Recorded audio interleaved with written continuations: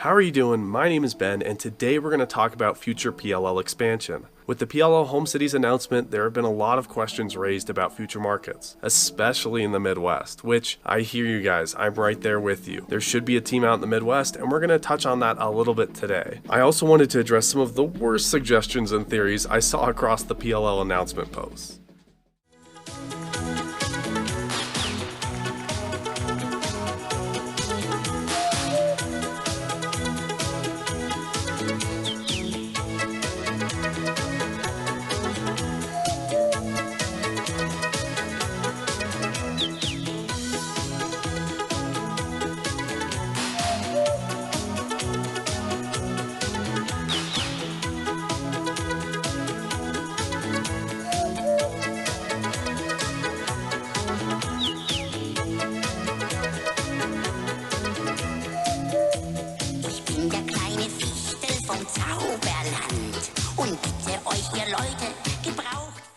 But let's just jump right into the video. So it goes without saying, I've already addressed it, that the Midwest needs at least one team going forward. I think just about every comment I saw in these posts at least referenced the fact that the Midwest was totally left out of this decision, which kind of sucks, and I totally agree with you guys that that should have been considered more. Honestly, they had 8 teams, they did what they could, and Paul Rabel's from the East Coast, it makes sense that he would lean more towards that. That's just how things go, but going forward, I think it is really promising that we do get 1 or possibly 2 teams out in the Midwest over the coming years. At this moment, we have 2 conferences. The Eastern Conference, consisting of the New York Atlas, the Philadelphia Water Dogs, the Boston Cannons, and the Maryland Whipsnakes. For the Western Conference, we have the Utah Archers, the Denver Outlaws, love them, super happy with that decision. I'm biased to sell, I've said that before, but I have to throw that in here. The California Redwoods, and the Carolina Chaos. I think most of us can agree that Carolina doesn't belong in the West, but the way that the teams were set up, they're kind of the only team that you could throw in the Western Conference to balance out these divisions, so it's 4 teams and 4 teams. I don't think that was the best decision, and I'll explain that even more a little bit further in the video. As far as future expansion goes, with that in mind, I think it makes the most sense for the PLL to add 2 teams in the Midwest going into the future. These being a team like the Dallas Rattlers or some team out of Texas. I know Lacrosse is exploding down in Texas, and it is a huge market. I lived down there for a couple of years. I was actually born just outside of Dallas. I know Texas pretty well, I like to think, and Lacrosse is really big down there. So I can see them putting a team down there as one Midwest team that's down there in the South, kind of covers that quadrant of the country, and there's an MLL precedent for a team being there. Secondly, I would put a team in Ohio or Minneapolis or Minnesota as a whole. Ohio, because Ohio State lacrosse has been incredibly big lately. They have a brand new lacrosse field, and they've been doing really good in the recent years.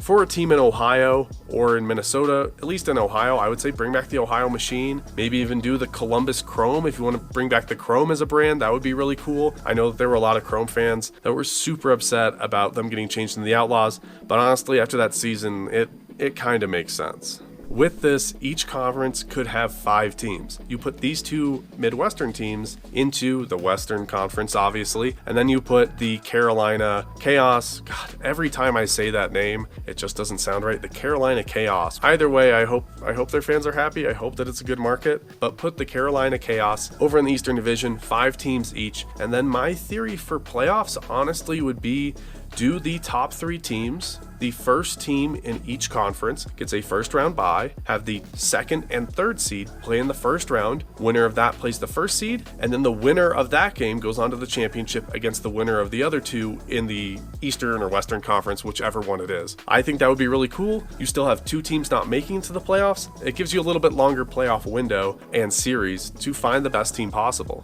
Plus, it rewards you for having that number 1 overall record. I think you guys have seen with the MLL's history that the first place team would just get home field advantage in that first game, and then the winner would go into the championship, and that was just weird. I don't know. I was not a fan of that at all, and it's still, just talking about it now, seems super odd.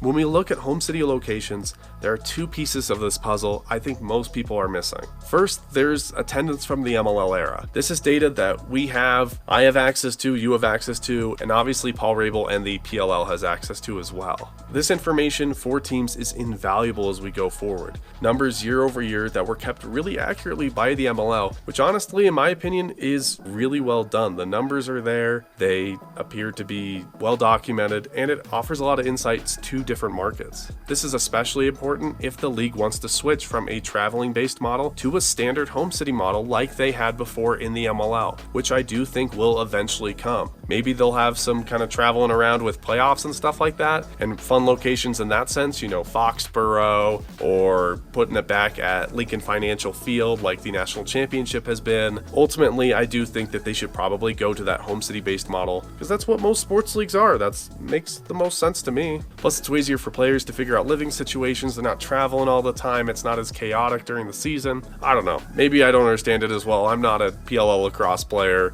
As far as attendance numbers go, the MLL's numbers are all we really have to go on. The PLL has remained really tight-lipped about their numbers and their attendance numbers. Obviously, I can sit down and watch each game and count people in the stands. I don't have time for that, and if you guys have any sources for this attendance, that would be greatly appreciated and would help me out a lot. All we can really tell is from those attendance numbers and from what we can see. From this, obviously, we know cities like Minneapolis were incredibly popular. Denver was really popular. Salt Lake City was super popular, so was Philly. There are a lot of these markets that you can just tell by the eye test that they performed really well. Again, kudos to the MLL for keeping accurate numbers. Some of them are not crazy pretty. I'm looking at you, Charlotte and Ohio. Some of those years they were averaging maybe 1,000 people a game, maybe a couple hundred, which is just bonkers. With that said, Ohio and Dallas both struggled back in 2018 and 2019 to get people into seats. So again, going back to what I said before about home teams and where they may end up in Ohio and Dallas, that is something to keep in the back of your mind and possibly influenced why they didn't put a team in the Midwest for this go around. Take that with a grain of salt, I guess. This is 5 years ago. Who knows? The PLL could totally be missing this as a whole and not even be looking at these numbers. I kind of highly doubt that. With that being said, I will also point out that the Charlotte Hounds had terrible attendance in the MLL and were one of the most consistently poor performing teams year over year in terms of attendance and people getting their butts in seats. That should play something here. I still think it's really curious that they put a team in Carolina, but they still did. So Midwest fans, I would still kind of keep your hopes up. Now, I'm going to kind of go off on a side note here, but we'll come back to it in a second on why I'm mentioning this. I've wanted to mention this for a while, and I've seen a lot of Chrome fans upset at their team being rebranded. Whether you like it or not, Colorado, and especially the Denver area, had the best attendance year over year in the MLL. The Denver Outlaws had better attendance and support in their local communities than even teams like the Cannons and Bayhawks. I will throw the numbers up here on screen for you guys, and even starting in 2006, the Outlaws were leading the league in terms of attendance by 20,000 people or more. We're even talking and that's in total numbers, obviously. I'm not saying that 20,000 more people show up to each Denver game. In terms of average game, we're talking 1,000 to 2,000 more people at Denver games. The first year of them being a professional team in the MLL, no team came close to that. The support in the Rocky Mountain area for lacrosse is astronomical. You look at DU, you look at the Mammoths, there's a huge market for it. So that is part of the reason they chose to bring the Denver Outlaws back and why they're the only team so far from the MLL era to be rebranded. And we'll see with time how that pans out. The Outlaws were playing at Mile High Stadium before and had all these amazing events with the 4th of July event and really ingrained themselves in the community. And they're not going to have that this time around. All indications point towards them still playing at DU Stadium on their campus where they had the events the last couple of years for the PLL. So we'll see what happens. Maybe people still show up. I think they will. I will be attending those games. I love the Denver Outlaws, obviously. That's important to remember. I saw a lot of comments of people kind of grifting on the Outlaws, saying why would they put a team out there, not the Midwest and stuff like that. That is why. And I just wanted to say that because I can't write 500 comments explaining it to each and every person that's saying that and that doesn't fully understand the situation. At this point, at the end of my little tangent there, you might be asking why bring up the Outlaws situation. Well, it's due to two things additionally. First, the idea that the PLL has no problem bringing back popular MLL brands if the demand is there. Secondly, the league isn't afraid to rebrand a team as a form of relegation for poor performance. The Chrome went 1-9, I believe, this season and played terrible lacrosse. So it kind of makes sense that this would happen. It also plays into the fact that Paul Rabel has mentioned his belief in the English Premier League and their form of relegation for the worst performing soccer clubs. Who knows if this will go far into the future, but I could kind of see this taking hold in the sense that, say the Atlas do really bad, maybe they rebrand them to the New York Lizards again to try to get some more hype behind them and stuff like that. Who knows, but this is important information to have and understand. Also, if you guys didn't see, TLN released a line of retro MLL team clothing, possibly to kind of gauge public opinion on these older teams. Now, a lot of teams weren't represented, but the ones that were showed that the league knows there's still some fans out there for these markets. I think just an example off the top of my head without looking is the Philadelphia Barrage were on there, the New York Lizards were on there, the Florida Launch, which I always thought was a pretty good name and a pretty good market for Florida. Cool team name and really cool uniforms, good colorway. Maybe that's just my opinion. I'd love to hear what you guys think of that in the comments. There were a couple other teams on there that they did jerseys for, shirts, hats. I'll throw some on screen and I'll put a link down below if you guys want to go take a look. But that's a great indication that they may want to bring some of these brands back if they get positive enough feedback.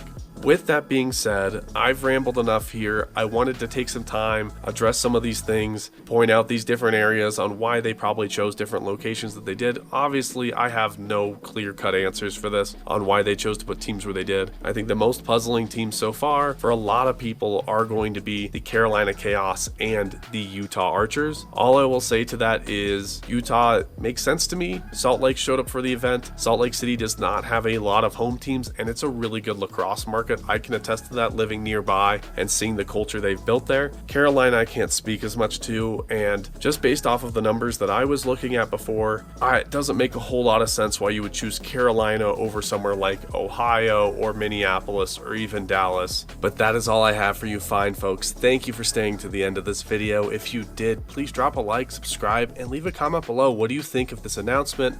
What do you think of future PLL expansion and where future teams might go? Again, my name is Ben, and I will catch you guys in the next one.